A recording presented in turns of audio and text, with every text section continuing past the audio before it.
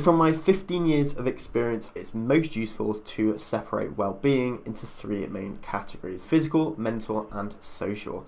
Let's double click on the first. We've also got 4 subcategories: sustenance, stamina, strength, and skill. These are the 4 components that make up physical well-being. And if we click on this as well, we've got another 4 subcomponents. These are the things that keep us well energized and energy high. Everything that sustains our life and our living. Then we've got stamina, recovery, efficiency, intensity, velocity, and capacity. These are the training styles that I like to throw into my weekly running so that I can work on my cardiovascular system. And if you work on all 5 of these, you are guaranteed to optimally hit each of your heart rate levels throughout every single week, which means that you're keeping your training well balanced every single week. Strength, muscular endurance, resilience, strength, and power. Depending on the amount of sets and reps you're doing, these are going to fit into all of these different 4 categories. If you're going to be doing mixed martial arts, then you need a whole variety. You need muscular endurance for the punching continuously. You need muscular power as well for kicking and maybe even jumping, something like that. We've got strength so that we can hold a position, like an arm bar, something like that, or a submission. And then we've got muscular resilience. So that's going to be how much can your muscles take of all of this, from endurance to power, how much can it continue to take consistently. We've got all of those 4. So it means that you're really building a foundational athletic physique. And then we've got skill as well, so we can split that into 3 subcategories. Dexterity, that's going to be balance and coordination based sports. We've got agility, that's going to be actual proper agility and reaction time. And then we've got velocity as well, so this is going to be speed and power based sports. Something like football or parkour would probably fit into velocity. For agility, we could probably say you might do some gymnastics, maybe mixed martial arts or Brazilian jiu-jitsu. And then dexterity, a classic one would be calisthenics, where you're really trying to balance and coordinate your body and hold it in certain positions, or it even could be something like pool or darts. I really have tried to make this as comprehensive as possible, but the idea here is that you learn to sustain yourself well through sleep, nutrition, and all of those good things. And then we've got stamina, so you're working across the board in terms of your cardiovascular system and heart health. And then we've got your strength, so we're looking at your muscular strength abilities. And then finally we've got skills, so it's throwing all this together, having a bit of fun and seeing what we can actually do with our physique that we spent all this time building up and working on. Now we've got our mental well-being: comfort, clarity, congruence, and competence. I'm going to be honest, we're not going to go into each of these subcategories because I'm not 100% yet on each of them. They will be 100% ready for August next year for the final 360 wellness journey, but at the moment I haven't solidified them, so we're going to stick just to this superficial level. But we've got comfort, so this is how comfortable do you feel like you can be in a new situation, in a new or testing situation. How much discomfort do you have to go through to actually feel rocked psychologically? How stable are you? How stable is your psyche? That's really the level here. And then we've got clarity, so this is how accurately do you interpret reality as it happens. A lot of people, they can catastrophize, people can go into panic mode, people have all these different kinds of narratives throughout their head that has been given to them throughout their life as they've gone through a variety of experiences. They may have certain untrue and unhelpful self-beliefs that might be holding them back. All of these things actually restrict a person's ability to conduct themselves effectively, functionally, and rationally in the world. So the better we can be at reflecting and actually interpreting our experiences in a healthy and accurate way, then the more we're going to act in accordance with reality and function more effectively. That's going to be conducive to our well-being as a whole. Level 3, congruence. Now we've built up a strong level of comfort within ourselves and within our surroundings. We know where we've come from in terms of our past. We've interpreted it relatively accurately, and we're quite good at judging the present in an accurate and rational way.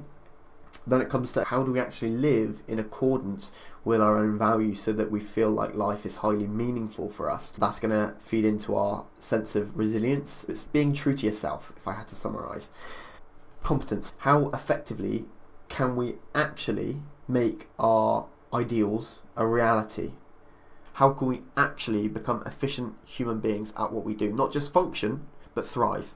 Breaking down goals, setting goals that are in accordance with our visions, with our values. And once we've got that, then I would argue that is mental well-being. And in fact, all 4 of these are equally strong components of mental well-being as these 4 components are of physical well-being. These guys might seem a little bit more familiar to you because a lot of us know more about physical well-being than we do about mental well-being. That's just the reality. It's easier to measure physical well-being than it is mental well-being. Mental well-being is a little bit more complex, so it's even taken me more time to actually define these categories.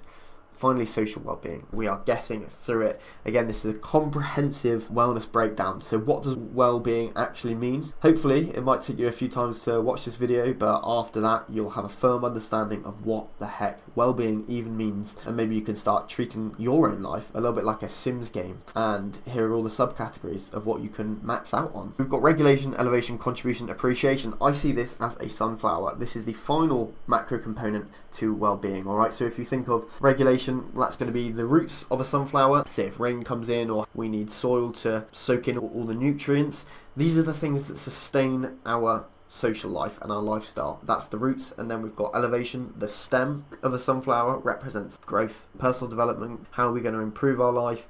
We've got contribution. So this is the head of the sunflower. What seeds are we going to bring into the world? How are we going to contribute? Not just locally, but globally as well, to leave our mark. And then finally, we've got appreciation. These are going to be the petals of a sunflower. It symbolises the good stuff.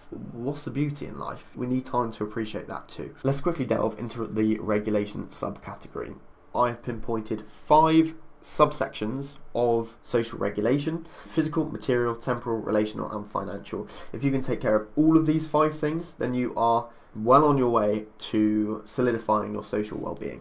Elevation, back to how can we grow? What can we grow in our life? How do we get that sense that we are moving forward? First things first, principles. If you're not educating yourself on non-fiction based work or books, self-development, all these kinds of things, are exposing yourself to people who are ahead in the journey and you can soak up all those principles. If you're not doing that, then you're not going to be moving ahead. Always learning, having that growth mindset really, and learning as many principles as you can that is going to help you get to the next level. We've got attributes. Once we've developed a whole new array of principles and we're actually conducting ourselves in accordance with that, they're going to form attributes. These are your character strengths. How do you change a person's character? We'll start with principles, and then over time they will develop different attributes and they will change in their character. Once you've become the kind of person that is, at the very least, a likable person, or a person that other people value and would like to hang out with, then you're going to grow your networks. Your social networks are going to start to thrive. You're going to be connected to more new, higher quality people who can do more for you. They can open more doors for you, which is going to be fantastic. That's another way that you can grow in life. Finally, we've got resources. Once you've gone through all of these 3 stages, you've then got resources. If you have a stronger network,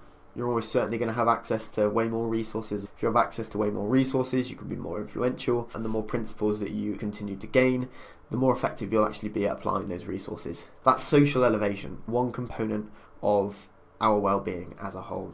Contribution. Let's say you're 10 years old and you're helping around the house, you're doing some chores. How do we just learn to be moderately useful to the people around us? Worker. How do we actually get paid for doing a job? How do we show up on time, adhere to relatively strict boundaries, and achieve the minimal that's necessary in any given role so that we can actually get paid? Founder. This would be the next state, I would argue. We've developed those fundamental skills of working. How do we actually give some value of our own that's a little bit unique? This will be self-employment. What kind of company are we going to found and develop? This would be the stage that I'm currently at. Director. Once we've developed the systems necessary, let's say we've employed some people, we can become a director, so we can actually guide them along our journey based on where we've been before. You can give people tips on how you would do certain things, and they would listen to you because you are the founder. You started this company. And as you go up these rungs, you earn more and more money, and you have higher and higher leverage over what you're contributing. Owner, you can step back and let your business do the work and generate the money for you. Finally, investor. So this will be the ultimate level where businesses come to you, or you go to businesses and you research them because you have plenty of time on your hands. You have a business machine that's bringing in money for you. And after having learned all the skills that have made your business successful, you have a clear understanding of what other businesses might do well and might not, and what some businesses might need that they're not quite aware of. So you're in a brilliant place to become an investor, and that's where probably the highest returns come with your money. And sense of achievement and satisfaction and meaning and purpose and all that good stuff. I am not a believer that any millionaire or any investor is a bad person fundamentally. I think the mass majority of the time they're probably good, and they've probably learnt a lot of principles, developed themselves enough so that they're the kind of person that can actually have that responsibility and use it well. Finally, we've got appreciation. So again, this is going to be anything we do to get the most out of our existence. What are we going to do to actually enjoy life? We can break this into 4 categories, just like we can all of the other components.